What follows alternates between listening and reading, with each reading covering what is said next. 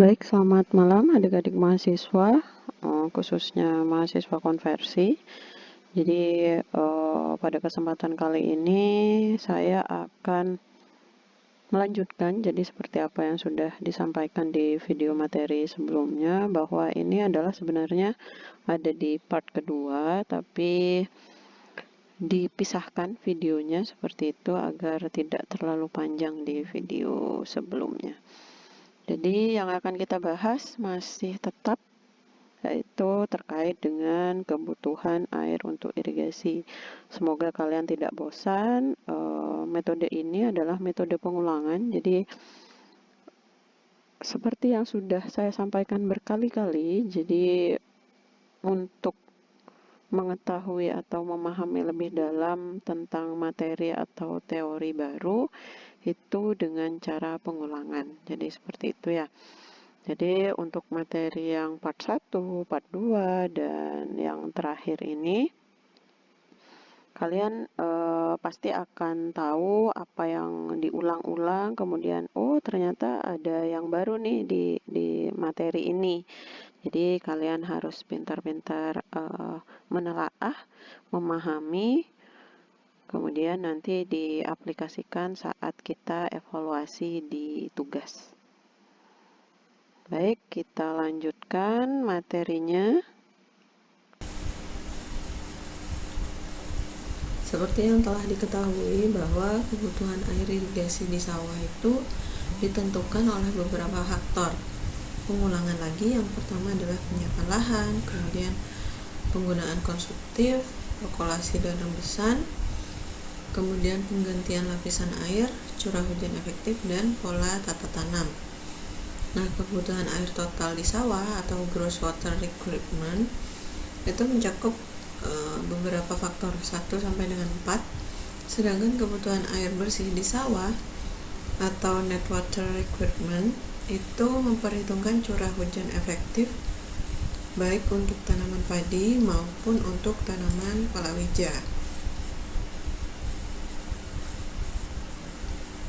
Dengan memperhitungkan tingkat efektivitas dan efisiensi, nah, pola pembagian air ini berdasarkan periode 15 harian seperti yang sudah kita pahami sebelumnya. Untuk kebutuhan air untuk lahan atau land requirements itu ada, yang pertama ada penyiapan lahan atau land preparation. Yang kedua adalah air pengganti akibat adanya perkolasi. Yang ketiga adalah penggantian lapisan air atau water layer replacement.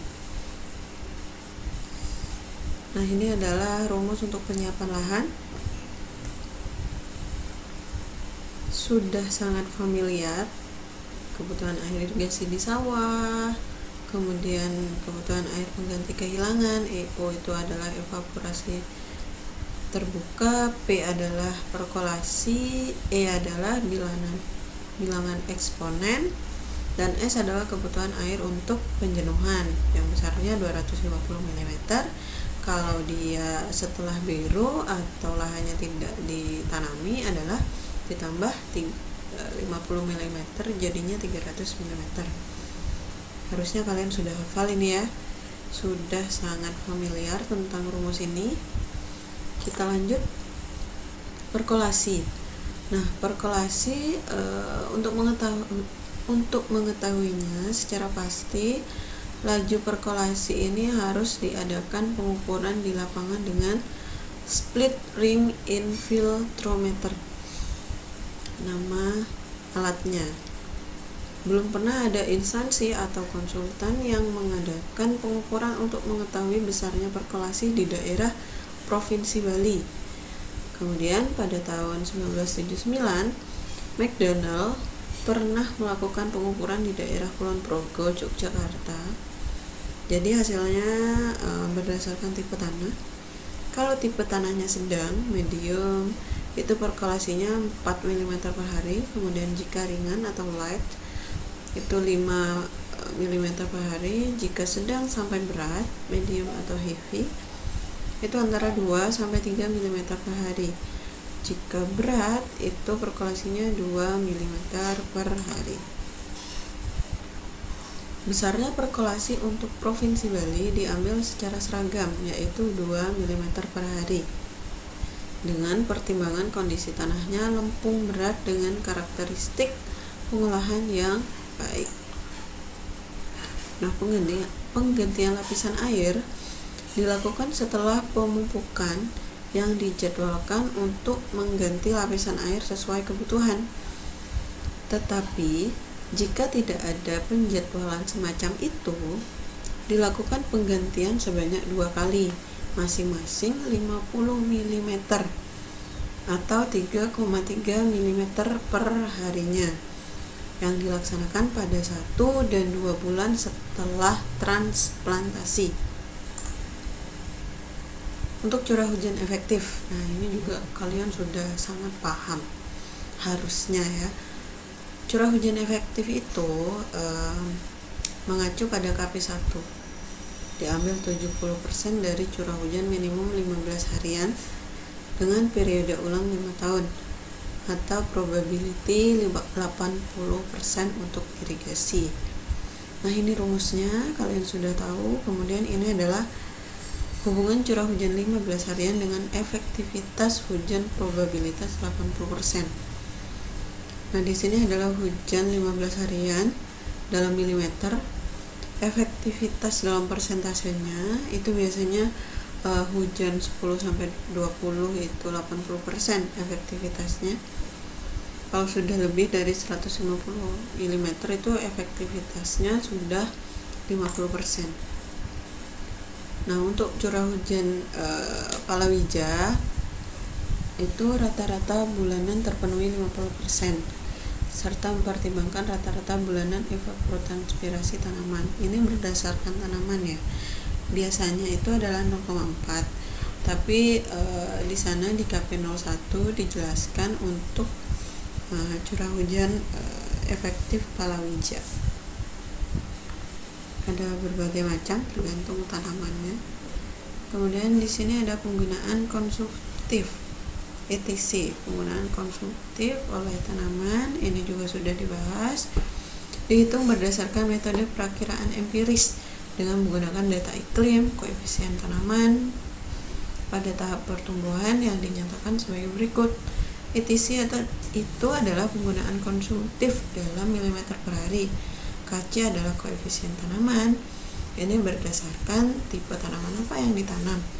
Ini menurut metode FHO. Kemudian itu ini adalah evapotranspirasi dengan Penman modifikasi milimeter per hari.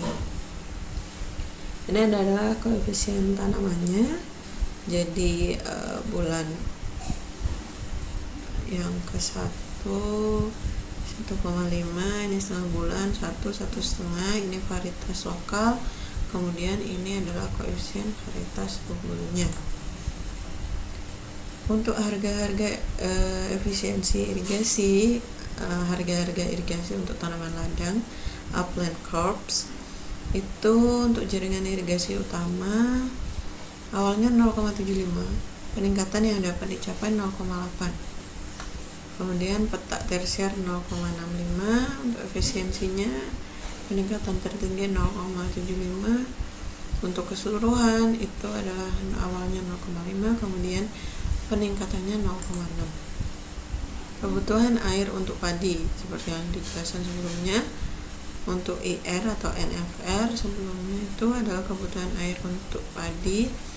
Jadi ada penggunaan konsumtifnya berapa, ditambah perkolasinya, ditambah penggantian lapisan air, kemudian ditambah kebutuhan air untuk pengolahan lahan, kemudian dikurangi curah hujan efektif. Mengapa dikurangi curah hujan efektif? Ini merupakan adalah